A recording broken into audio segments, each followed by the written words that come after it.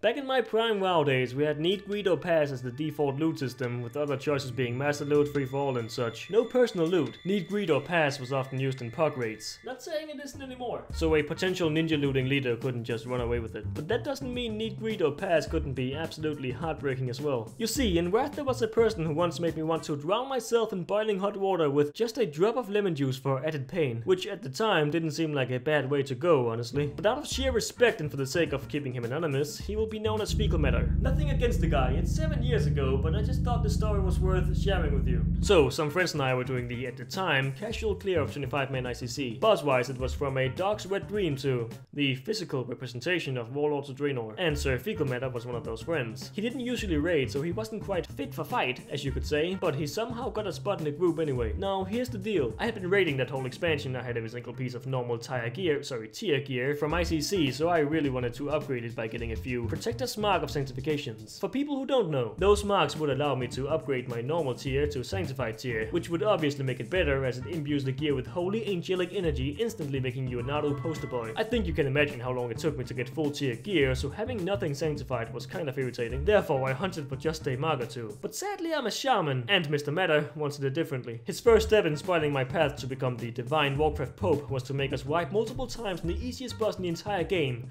Gunship. This fight was all about firing balls at the enemy, keeping the deck clear, and grinding mana addicts into arcane dust when they froze the cannons. Clearing the mages and the other gunship was vital, because no cannons equals no damage to the boss, so they had to go. Fortunately for the mages, we had a very hard time taking them out. If I remember correctly, we only sent about 3 damage dealers and a tank over to keep the boss at bay and kill the mage. But if just 1 DPS was missing, it could be pretty brutal. Now, since I told you that we had trouble killing the dust devotees, do you wanna guess who fucked up? Instead of getting a jetpack right before the fight, he chose to plummet to his death in his quest to kill the mages. This was of course before the patch which made it impossible to die from falling on this boss. Okay, know this. I'm all for equal rights and raiding opportunities for everyone, except gnomes and pandas and blood elves but if you can't talk to a midget, get yourself a damn jetpack for free and equip it to help your team. You either don't give a shit or you're impotent. But okay, that happens sometimes. People make mistakes, fine, no problem. But as I said earlier, this was just his first step in ruining my way to spiritual sainthood. We then got to this kind guy, Deathbringer Sourfang, who's the first boss to drop marks. We killed him after a few attempts and 2 Protector's Marks dropped, exactly what a shaman like myself could use,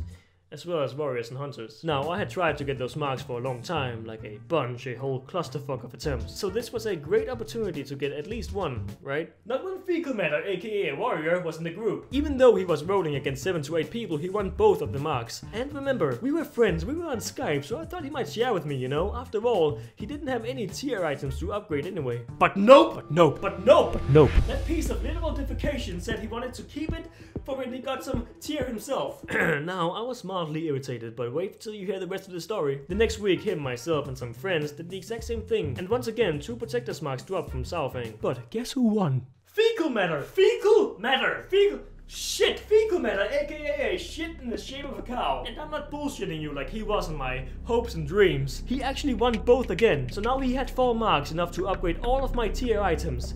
If I had gotten them. This was when I got internally pretty angry at him for not sharing any of them with a person who has been trying to get them for so long. But he had just dismissed my whole existence and ironically didn't give a shit. After that tragic occurrence, he actually quit raiding and gradually stopped playing WoW. And he never got to use any of the marks. You might think I'm a prick for thinking that was a huge fucking waste, but I don't care. Working so hard for something and then have some guy swoop in and prevent what I tried to accomplish without achieving anything himself was quite simply the most sad chain of events I've ever gone through gaming wise. He quit with 4 unused marks of sanctification, and guess who's still playing?